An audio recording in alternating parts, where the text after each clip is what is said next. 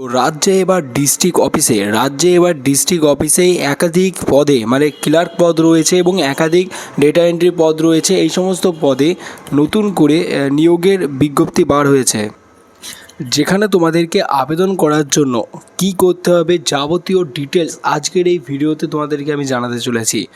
তো এই ভিডিওতে তোমরা ফুল ডিটেলস তোমরা জানতে চলেছো। তো তার আগে ভিডিও শুরু করার আগে তোমাদেরকে আমি বলে দিই, আমাদের চ্যানেলে রয়েছে গিভওয়ে কন্টেস্ট, যেখানে তোমরা পার্টিসিপেট করতে পারো। তো এখানে পার্টিসিপেট করার জন্য তোমাদেরকে শুধুমাত্র চ্যানেলটি সাবস্ক্রাইব করতে হবে এবং ভিডিওর নিচে সুন্দর একটি কমেন্ট করতে হবে। তাহলে তোমরা আমাদের এই চ্যানেলের তরফ থেকে আমাদের এখান থেকে 500 টাকা ফ্রিতে বাড়ি বসে জিতে যেতে পারো।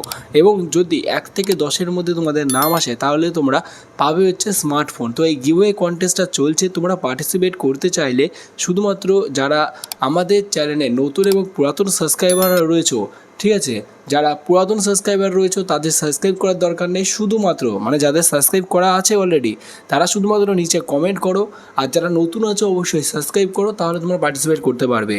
তো চলো ভিডিও শুরু করা যাক। তো প্রথমেই তোমাদেরকে বলে দিই, এই যে ডিটেলসটা তোমাদের দেখো, একটু মনে তোমাদের ফর্মটা দেখো, তোমাদের সামনে স্ক্রিনে দেখো একটা ফর্ম রয়েছে। তো এই ফর্মটা তোমাদেরকে ফিল আপ করতে হবে। এই ফর্মটা তোমাদেরকে ফিল আপ করে আমাদের যে ব্লক অফিস রয়েছে মানে বীরভূম ডিস্ট্রিক্টের এটা, ঠিক আছে।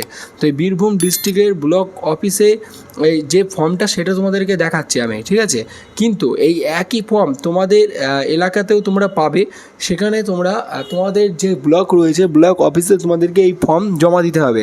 তো এখানে দেখো প্রথমে বলছে নেম অফ দ্য ক্যান্ডিডেট, মানে হচ্ছে যে এই ফর্মটা আবেদন করতে যাচ্ছে মানে চাকরিটা যে নিতে যাচ্ছে সে এখানে আবেদন করবে। তো তার নাম এখানে হবে, তার বাবার নাম এখানে হবে, তার হচ্ছে অ্যাকাডেমিক কোয়ালিফিকেশন মানে সে 12 ক্লাস পাস না গ্র্যাজুয়েশন পাস, এগুলো তাকে এখানে লিখতে হবে, ঠিক আছে। এবং ডিটেলস ফর কম্পিউটার নলেজ, যদি কম্পিউটারে কোনো কোর্স করা থাকে যেমন এডিসিএ 1 বছরের বা ডিসিএ 6 মাসের, ঠিক আছে, এরকম যদি কোনো কম্পিউটারে কোর্স করা থাকে তো এখানে লিখতে হবে। এবং কম্পিউটারের সার্টিফিকেট থাকা কিন্তু ম্যান্ডেটরি।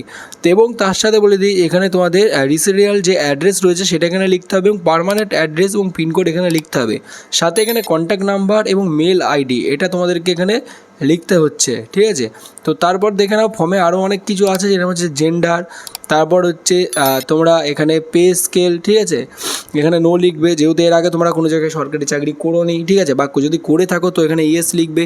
তো তাছাড়া এই যে ফর্মটা রয়েছে এই ফর্মের সাথে তোমাদেরকে কী কী জমা দিতে হবে আমি তোমাদেরকে বলে দিই। নিচে এই জায়গাটায় ডিক্লারেশনের জায়গায় এখানটাতে তোমাদেরকে সিগনেচার করতে হবে। ডিক্লারেশনের জায়গায় এই জায়গাটাতে সিগনেচার করতে হবে। তো সিগনেচার করার পর এখানে তোমাদের ভোটার কার্ড এবং আধার কার্ডের সাথে জমা দিতে হবে। যদি তোমরা কোনো জায়গায় চাকরি করে থাকো তার একটা সেই স্লিপ, যে পে স্লিপের কপি থাকে সেটা জমা দিতে হবে। এবং এখানে লাস্ট মানে অ্যাটেন্ডেন্স পে সার্টিফিকেট যেটা আমি বলছি সেটা তোমাদেরকে এখানে কপি জমা দিতে হবে। আর তাছাড়া তোমাদেরকে শুধুমাত্র তোমরা যদি নতুন হয়ে থাকো তাহলে তোমাদেরকে যেটা করতে হবে, এই শুধুমাত্র এপিক আইডি মানে হচ্ছে তোমাদের ভোটার কার্ড এবং আধার কার্ড, আরেকটা হচ্ছে সিবি তোমাদেরকে বানিয়ে এটার সাথে জমা দিতে হবে, ঠিক আছে। তাহলে তোমরা ফুল ডিটেলসে এখানে তোমরা ফর্মটা ফিল আপ করতে পারবে।